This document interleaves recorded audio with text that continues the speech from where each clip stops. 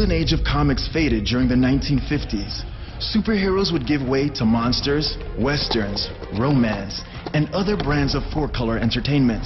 However, in 1960s, new costume figures with phenomenal powers began to emerge, signaling the birth of the Marvel Universe.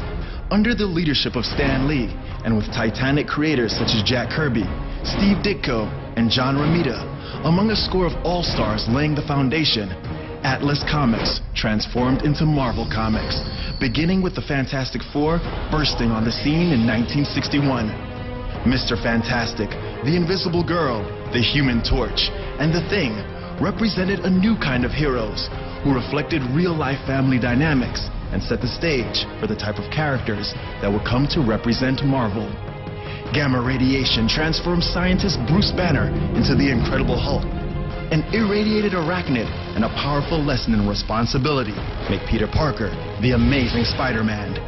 Crippled Donald Blake discovers an enchanted cane that unleashes the mighty Thor, God of Thunder.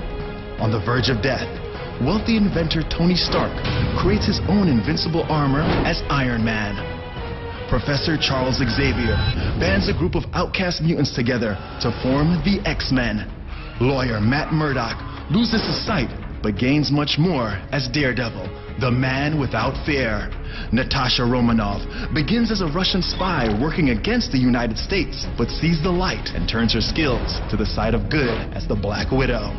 Whether safeguarding his homeland of Wakanda or the shores of the U.S., T'Challa battles nobly as the Black Panther. And when evil emerges, no single force for good can fight alone. Earth's mightiest heroes assemble as the Avengers.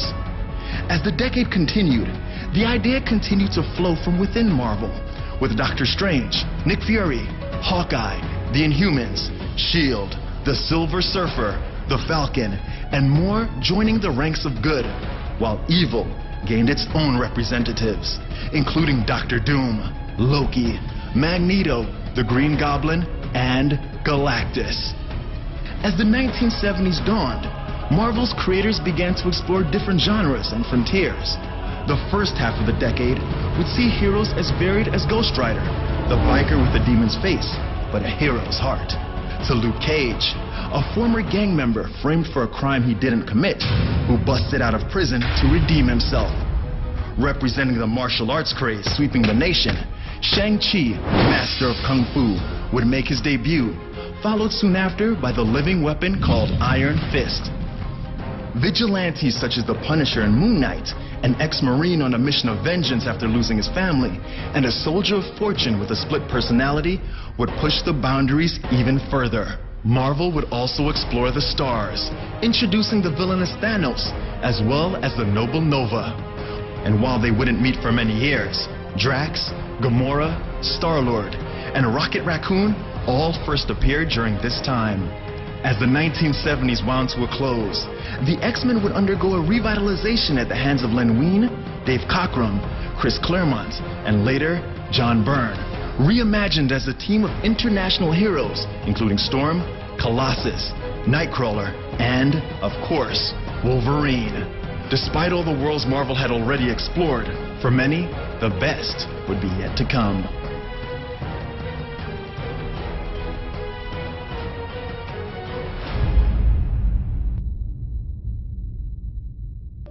In the 1980s, comic books became big business, and Marvel remained on the forefront with groundbreaking stories and massive events.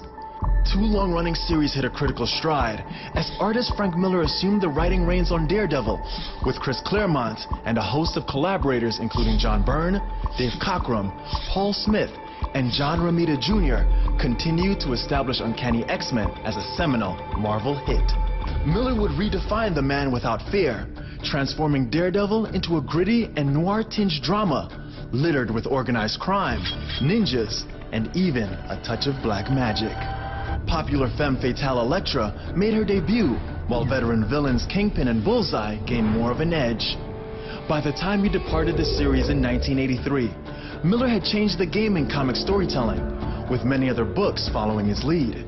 Meanwhile, in Uncanny X-Men, Claremont and his artistic compatriots unleashed a creative maelstrom, introducing characters such as Dazzler, Emma Frost, and Kitty Pryde, while telling sprawling stories set in outer space, the far future and beyond, including the Dark Phoenix Saga and Days of Future Past.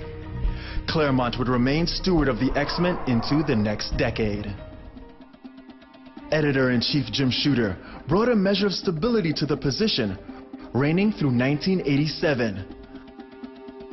He would lead Marvel through a lucrative period and spearhead initiatives like the creator-owned Epic imprint and comics' first true event, the 12-issue Secret Wars. By the 90s, Marvel had found unprecedented success and expanded their line of X-Men and Spider-Man titles to record sales. Artistic talent including Jim Lee, Rob Liefeld, and Todd McFarlane redefined the visual looks of classic characters.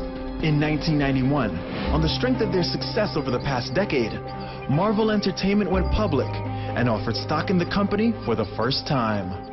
Unfortunately, the good times would not last forever. Despite the introduction of enduring characters like Deadpool and Gambit, as well as a slate of hit animated series and video games, the entire comic book market would experience a downturn in the middle of the decade, which, coupled with other factors, forced Marvel to declare bankruptcy in 1996. The company would find new footing, but it would be a climb to return to the heights they had once enjoyed. In the final years of the 90s, the rebuilding process began with the Heroes Return banner, bringing longtime properties like Avengers, Captain America, and Iron Man back to prominence in the hands of creators like Kurt Busiek, Mark Waid, and others. Meanwhile, a pair of artists named Joe Quesada and Jimmy Palmiotti struck up a deal to form their own imprint within the company called Marvel Knights.